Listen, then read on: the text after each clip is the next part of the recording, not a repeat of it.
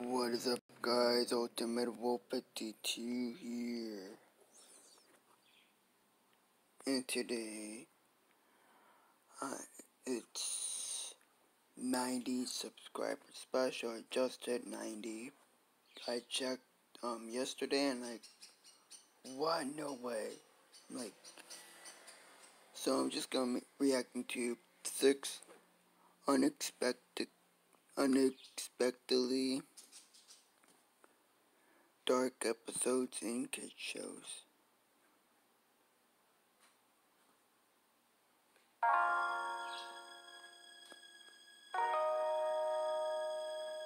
One of the reasons why I made the first Unexpectedly Dark Episodes video is to bring up episodes that no one ever really talks about, or from shows where you wouldn't really expect something this dark.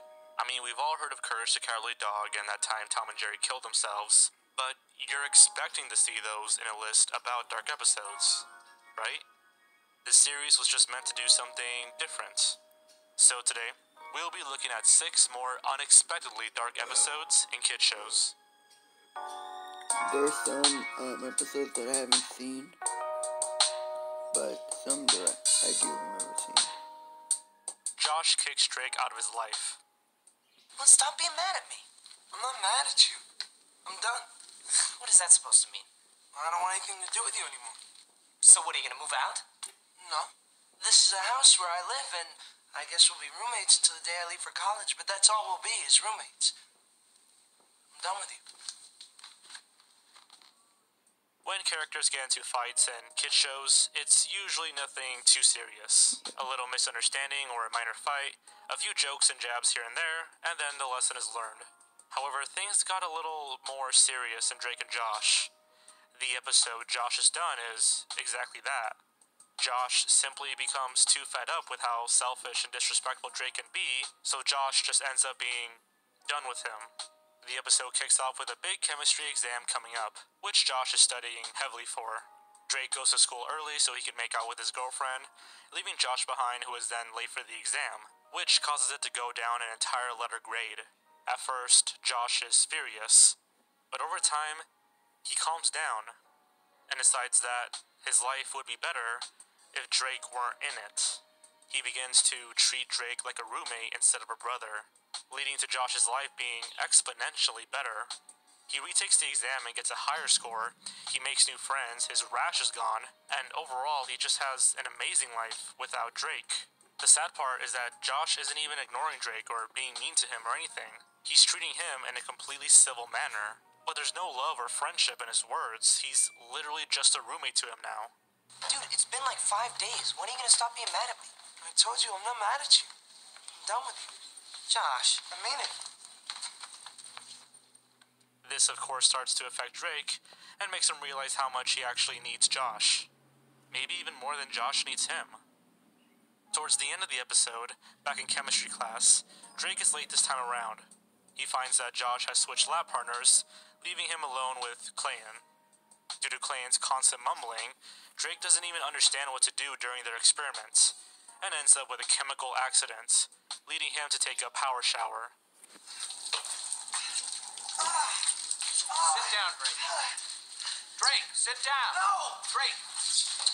Josh, what? Look, I'm sorry. I'm sorry. I'm probably the worst brother in the world, and you're way better off without me. I just need you to understand that. Sorry, Josh. I'm sorry. Later that night, Drake lays alone and depressed in his room. Josh comes in and reconciles with his brother over a game of ping pong, forgiving him and ending the episode. I don't think this episode is as dark as it is serious, but yeah, it's super serious and super unexpected that I just had to include it. I had to bring this episode up because it doesn't get talked about a lot. I remember it leaving a huge impact on me when I first saw it. It's just sad seeing these brothers being torn apart by a very real situation. And just do what he wants, okay? He paid for an hour, but it's a 45-minute hour, so... apparently the rest of the world agrees. Because if we're being honest here, this is probably what would happen if someone like Josh was around someone like Drake in real life. Thankfully, this is not real life. And the episode ends with the status quo remaining intact. But still, for a brief moment, a bleak sense of realism snuck its way into this Nickelodeon sitcom, and has certainly left an impact. Chucky sees a life where he was never born. There are times when everything just seems to go wrong. We feel like a failure, annoying to our friends or family, or just uncomfortable in our own skin. Sometimes you might even wonder, what would it be like if you were never born? This type of plot was first seen in media back in 1946 in It's a Wonderful Life, and has since been parodied in movies and cartoons for quite a while. I'm worth more dead than alive. Now look, you mustn't talk like that. I won't get my wings with that attitude. You just don't know all that you've done. If it hadn't been for you... Yeah, if it hadn't been for me, everybody'd be a lot better off. My wife and my kids and my friends. Look, little fella, why you go off and haunt? The Rugrats episode, Chucky's Wonderful Life, is still a pretty funny episode, but it has a rather disturbing nature to it, showing just how far our minds can go when creating the worst possible outcome. The story begins with Angelica telling Chucky that the world would be better off without him. Taking in these harsh words, Chucky decides to run away from home before his guardian angel, who looks identical to him, appears to show him a world where he was never born. In this world, his father Chaz is lonely and a bit unhinged. Having never married, he lives alone with only a sock puppet and C-SPAN to keep him company.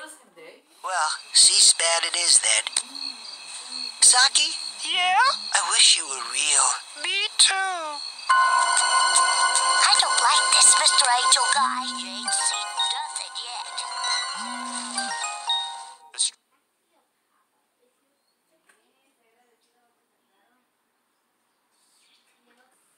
streets are run down and almost post-apocalyptic. Phil and Lil have become horrible delinquents who take pleasure in destroying their house while their spineless parents watch on and sob. Without Chucky, the twins would never know the difference between right and wrong. And then there's Tommy, who is now seen living in poverty as he rummages around the trash for food. And without Chucky around, Angelica came by and took everything from Tommy, including his house and his parents. Nobody stopped her because she just kept yelling until she got her way. And now morbidly obese, Angelica forces Stu and Dee Dee to bake her cookies, which she never shares. Tommy never stood up for himself because he needed a friend like Chucky to lean back on in order to become brave. Chucky realizes that his life does have meaning. He sees that he has value. He has friends and family that love him very much. Given that Chucky is only 2 years old, it's pretty obvious that the world wouldn't change that much had he not been born, especially not the way it was in his vision. But this episode just goes on to show just how overactive our imaginations can be, convincing us that the world would be better off without us. But deep down, you and I know that's not true. We all have worth and value, everybody watching this. It's also rather upsetting that a toddler could imagine such things as poverty and literally slavery. I'm gonna stop it there, guys. Hope you guys enjoyed the video.